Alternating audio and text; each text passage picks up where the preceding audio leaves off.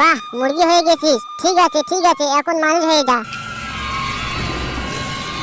আর কি শিখেছিস?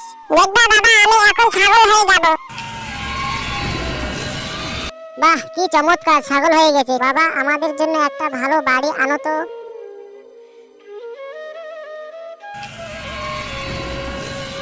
বাহ, চমৎকার। এই নাও তোমাদের জাদুই চাদর। এখন কি করতে হবে বলো? এখন তুমি এই বলের মধ্যে ঢুকিয়ে পড়ো। ওরে বাবারে জিন, তোমার কি চাই? তুমি যে চাদরটা চুরি করে এনেছো সেই চাদরটা ফিরিয়ে দাও। ঠিক আছে, আমি এখনই দিচ্ছি, আমাকে মেরো না।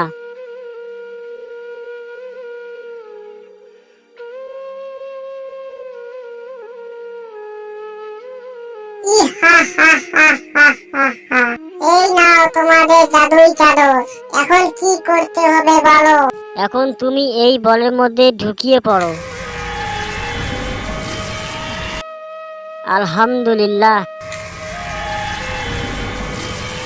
আমাদেরকে কেন ডাকলে? আমাদের ছেলেকে ফিরিয়ে দাও, আমরা আমাদের ছেলেকে ছাড়া থাকতে পারছি না, তাকে অনেক দেখতে ইচ্ছে করছে, দয়া করে আমাদের ছেলেকে ফিরিয়ে দাও। সে তো অনেক ভালো আছে, তার ওখানে অনেক কিছু শিখার বাকি আছে, সেগুলো শিখুক, তারপর এনে দিব। না, আমরা তাকে ছাড়া আর থাকতে পারছি না, যতটুকু শিখেছে তাতেই হয়ে যাবে, দয়া করে আমার ছেলেকে আমাদের কাছে ফিরিয়ে দাও। ঠিক আছে, এই নাও।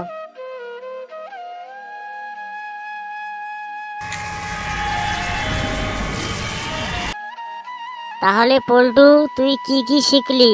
বাবা, তুমি দেখতে চাও? এই দেখো। বাহ, মুরগি হয়ে গেছিস। ঠিক আছে, এখন মানুষ হয়ে যা। আর কি শিখেছিস?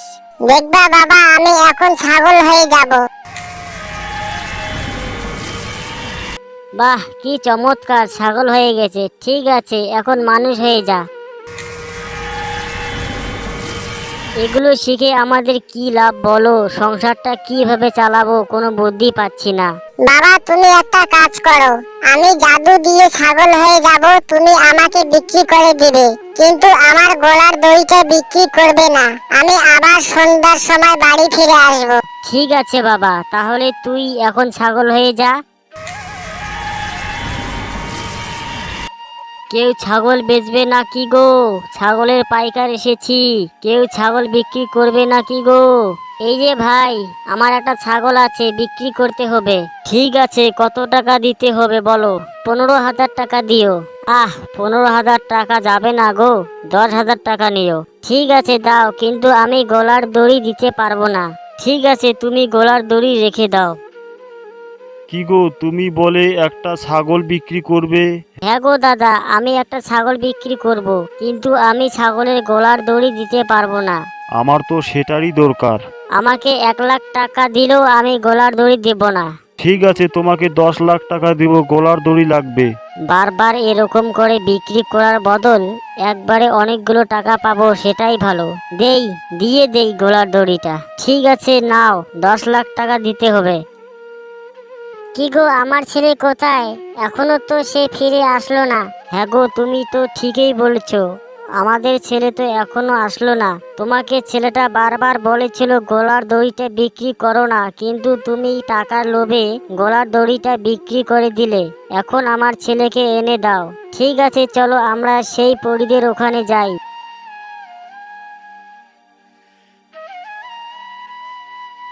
আলহামদুলিল্লাহ। কেন ডেকেছো আমাদেরকে বলো? আমাদের ছেলেকে খুঁজে পাচ্ছি না, আমাদের ছেলেকে এনে দাও, দয়া করে আমাদের ছেলেকে এনে দাও। পাবে কি করে? আমি তোমার ছেলেকে সাধু সেজে তুলে এনেছি। আমার তো সেটারই দরকার। আমাকে 1 লাখ টাকা দিলেও আমি গলার দড়ি দেব না। ঠিক আছে, তোমাকে 10 লাখ টাকা দিব, গলার দড়ি লাগবে। তোমরা দিনের পর দিন অন্যায় করে চলেছো, এখন আমরা তোমার ছেলেকে ফিরিয়ে দিতে পারবো না। সে যখন সব জাদুবিদ্যা শিখবে, তখন আমরা তোমার ছেলেকে তোমাদের বাড়িতে ফিরিয়ে দেব।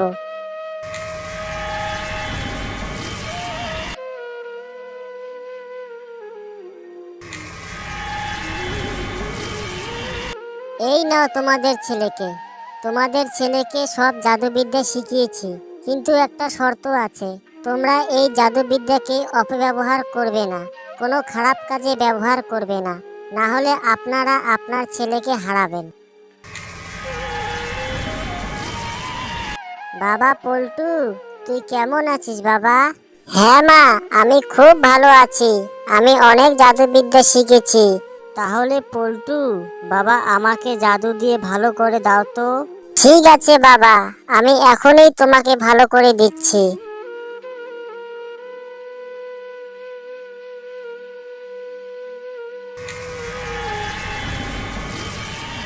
বাহ, পল্টুর মা, দেখো দেখো, আমি ভালো হয়ে গেছি। হ্যাঁ গো, তাই তো, তুমি তো ভালো হয়ে গেছো। তাহলে পল্টু, বাবা আমাদের জন্য একটা ভালো বাড়ি আনো তো।